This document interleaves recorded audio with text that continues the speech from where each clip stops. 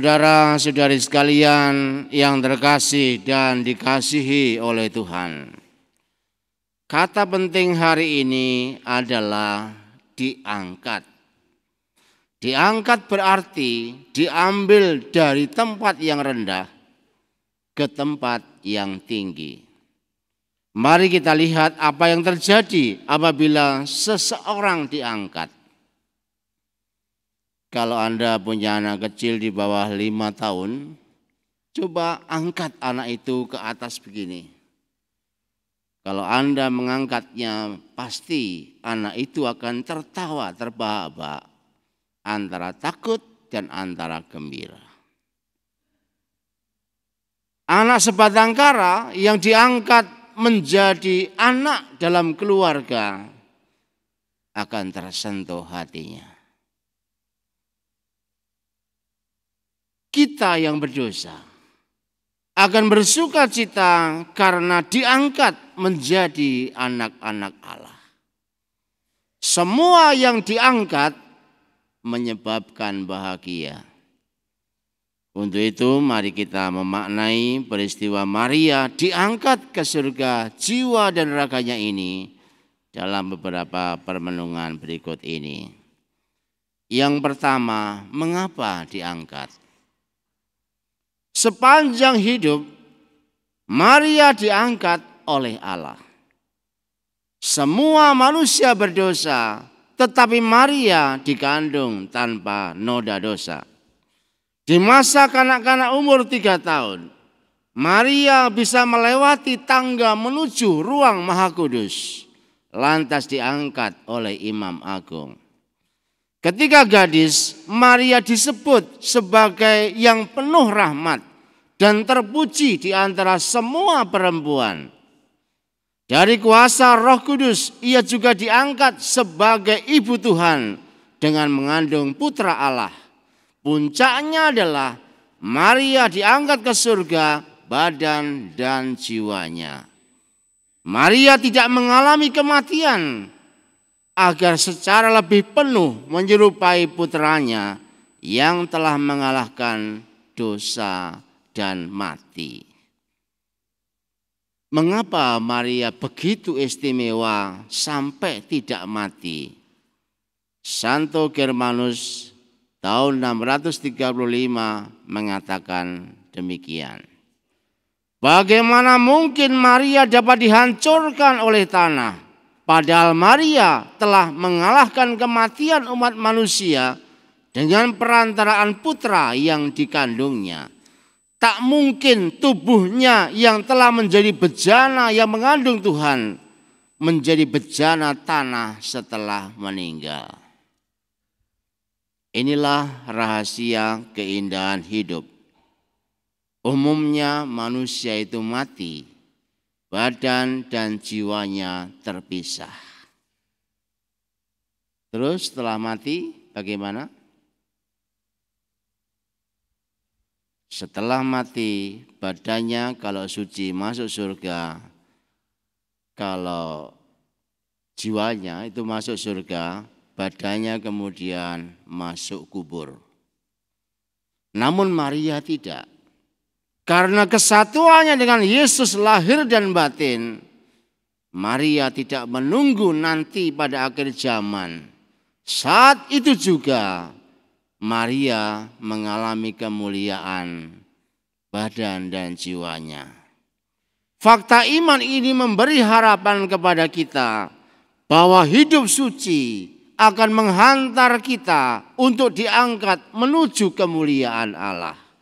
Iman kita akan Allah tidak sia-sia, sebab lewat pernyataan ini Allah menjamin bahwa kita akan selamat. Yang kedua, bagaimana supaya diangkat? Setelah dipuji sebagai perempuan termulia, Maria mengungkapkan kidung yang indah.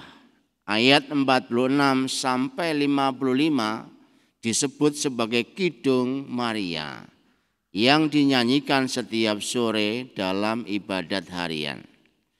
Dari kidung ini kita disadarkan untuk mengalahkan setan dan menggapai kebahagiaan surga, Allah memakai jalan kecil, jalan kelemahan.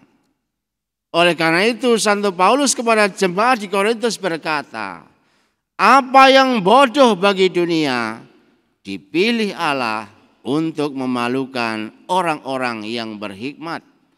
Dan apa yang lemah di mata dunia dipilih Allah untuk memalukan apa yang kuat.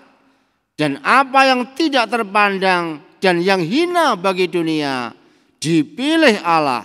Bahkan apa yang tidak berarti dipilih oleh Allah untuk meniadakan apa yang berarti. Supaya jangan ada seorang manusia pun yang memegahkan diri di hadapan Allah.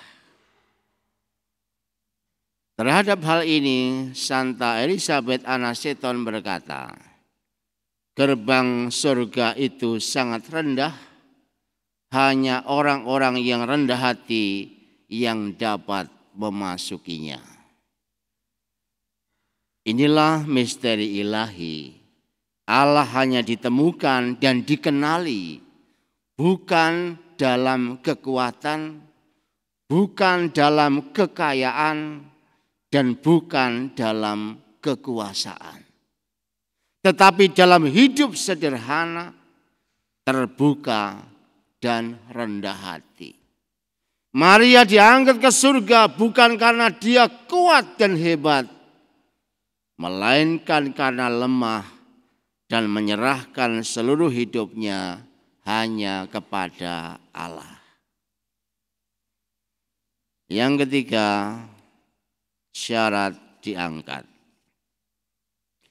Peristiwa iman Maria diangkat ke surga yang kita rayakan pada pagi hari ini mengingatkan kita akan betapa mulianya kita di hadapan Allah. Kita memiliki kodrat dan martabat yang mulia. Manusia memang citra Allah dan akan kembali memperoleh citra Allah yang utuh dan mulia. Tuhan mengendaki hal yang seperti itu. Mengapa Tuhan susah-susah menebus manusia? Karena manusia itu pada hakikatnya sungguh luhur dan mulia. Yang terjadi pada diri Maria pada hari ini yang diangkat ke surga akan terlaksana pula dalam diri kita. Syaratnya cuma satu, yaitu taat hanya kepada Tuhan. Kalau kita mau diangkat ke surga, syaratnya taat kepada Allah. Maria diangkat ke surga memberikan inspirasi dan pelajaran hidup mendalam bagi kita semua. Kita melihat betapa luar biasanya Allah memandang hidup kita. Betapa berharganya hidup kita ini. Di dunia ini kita hidup sementara dalam situasi yang serba terbatas dan tidak kekal. Pengalaman Bunda Maria adalah sebuah ajakan untuk kita semua supaya bisa mengalami hidup surgawi yang kekal dan penuh bahagia. Maka ketaatan pada Allah seperti yang diungkapkan oleh Maria menjadi ketaatan kita. Dan dengan demikian semoga Maria tidak hanya memberi teladan pada kita, tetapi sekaligus membuat kita mampu untuk menjadi taat kepada Allah. Kita heningkan diri sejenak seraya mohon agar Bunda Maria, Bunda kita semua yang telah diangkat badan dan jiwanya menuju surga, sungguh-sungguh merahmati kita sehingga kita menjadi orang-orang yang berani taat hanya kepada Allah. Tuhan memberkati.